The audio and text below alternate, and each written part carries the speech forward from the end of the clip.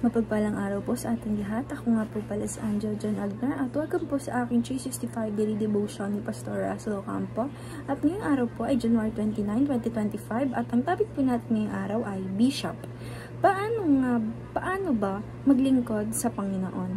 And ang scripture po natin ngayong araw ay 1 Peter chapter 5 verse 1 to 2. And sabi po dito, "So I exhort the elders among you, as a fellow elder and a witness of the sufferings of Christ, as well as a partaker in the glory that is going to be revealed.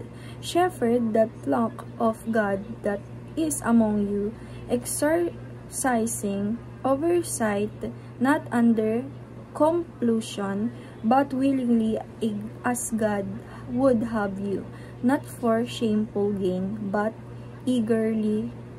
And sa Tagalog naman po, ngayon bilang kapwa matanda at isang saksi sa mga pagdurusa ni Kristo at bilang kabahagi sa kaluwalhatiang ihahayag, ipinapakiusap ko sa mga matatanda sa inyo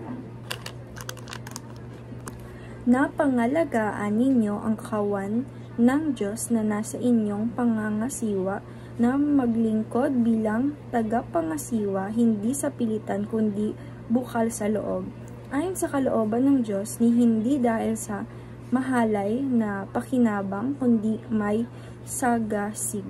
And teaching number 1, in the New Testament, the term bishop, pastor, and elder refer to the same office.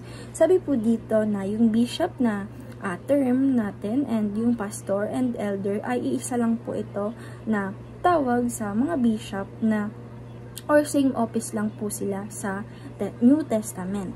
And teaching number 2, the Bible teaches the priesthood of all believers. Sabi naman po dito na ang Bible daw po, sinasabi ng Bible or tinuturo ng Bible na lahat daw po ng naniniwala at nananampalataya sa ating Panginoong Diyos ay lahat po ito ay priest. Lahat daw po tayong naniniwala at nananampalataya sa ating Panginoong Diyos ay priest daw po tayo.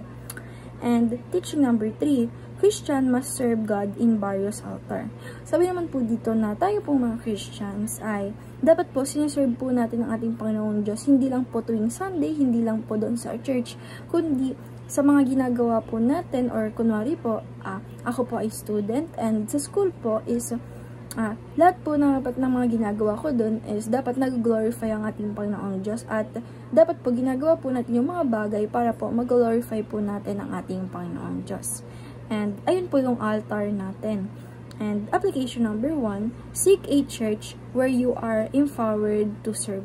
Sabi naman po dito na maghanap po tayo or hanapin po natin or sumali po tayo sa mga church na nag-empowered sa atin para mag-serve sa ating Panginoong Diyos. And application number 2, seek a church where you can be held accountable. Sabi naman po dito na hanapin po natin or maghanap or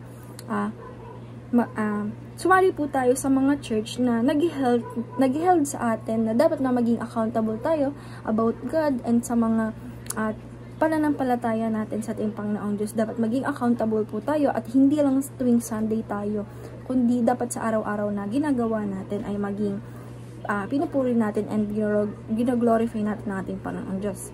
And application number 3, seek a church that aligns more closely with the New Testament. Sabi naman po dito na maghanap po tayo or pag nakikita na po tayo or sumali po tayo sa mga church na dapat aligns closely with the New Testament. Na dahil po yung New Testament dati is ito po yung dapat na talaga na gino-glorify si God, pinupuri si God, and sinasabi or tinuturo sa mga believers o sa ating mga Christian na yung church na yon is dapat lahat ng ginagawa natin is nag-glorify natin and God, and dapat tayo ay naniniwala sa ating Panginoong Diyos. And discussion, why is it important to seek a church that aligns with the New Testament?